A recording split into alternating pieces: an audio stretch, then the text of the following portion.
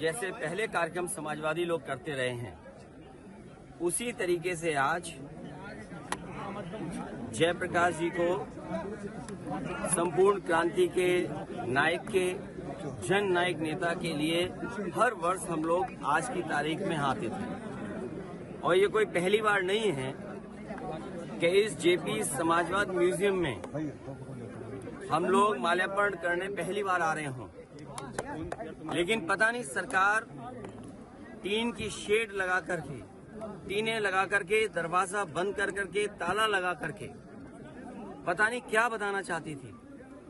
ये वही जेपी हैं जिन्होंने संपूर्ण क्रांति का नारा दिया था, और वो इसलिए दिया था कि उन परिस्थितियों में उस समय पर चरम सीमा पर महंगाई थी, चरम सीमा पर बेरोजगारी थी, चरम सीमा पर भ्रष्टाचार था, और न जाने कितना उनके साथ देश के समाजवादी नेताओं को जेल जाना पड़ा, इमरजेंसी लगी।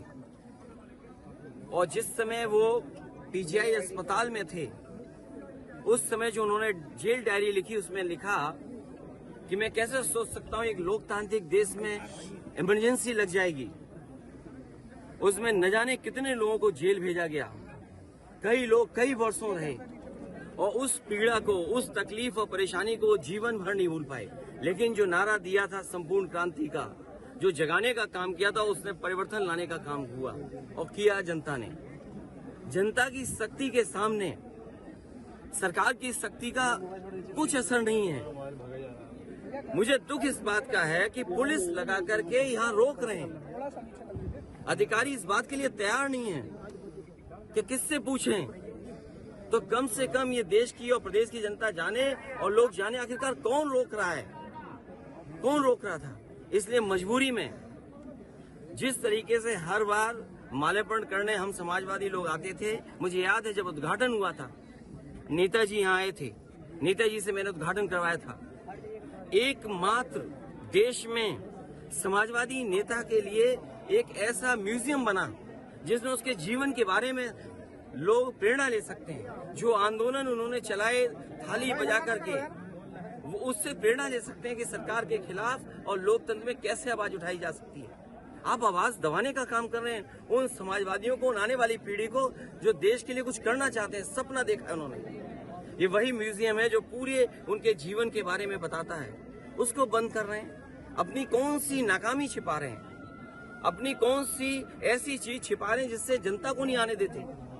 न केवल ये म्यूजियम, जो पीछे बड़ी इमारत है, बड़ी बिल्डिंग है, जो कभी नेताजी ने, जॉर्ज फर्नांडिस ने और उस समय के समाजवादी लोगों ने इसका शिलान्यास किया था। एक सरकार आई जिसने काम नहीं होने दिया, उसके बाद समाजवादी सरकार ने, पिछली सरकार ने इसको शुरू किया, और न केवल भारत में बल्कि अगर ये बिल्डिंग बनकर के तैयार हो जाती तो दुनिया में एक पहचान बनती बिल्डिंग की कि हाँ, जेपी के नाम पर जिसने इतने बड़े देश के लोकतंत्र को बचाने का काम किया, लोगों को जागरूक किया और एक आवाज दी उन्होंने। और मुझे लगता है कि देश की जनता को एक बार फिर इस सरकार की ताकत के खिलाफ लड़ना होगा, और बिना जनता की शक्ति के लोकतंत्र, समाजवाद और सेकुलरिज्म बचने वाला नहीं। जो आवाज उन्होंने दी थी संपूर्ण क्रांति की, मुझे उम्मीद है कि सभी समाजवादी लोग मिलकर के आने वाले समय में लोकतंत्र बचाएंगे, समाजवाद बचाएंगे, संविधान बचाएंगे, और उस संविधान को बचाएंगे जो बाबा साहब भीमराव अम्बेडकर जी ने हम सबको दिया है। और जिस समय बाबा साहब भीमराव अम्बेडकर जी का दिया हुआ संविधान इन्होंने बदल दिया, उसी दिन समझ लें हमारी आजादी भी ये लोग छीन लेंगे। अमर उजाला अब आपके टीवी पर भी।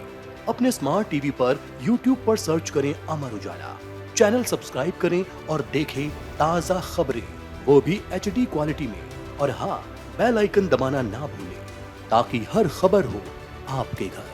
अमर उजाला, निष्पक्ष, निर्भीक, निरंतर।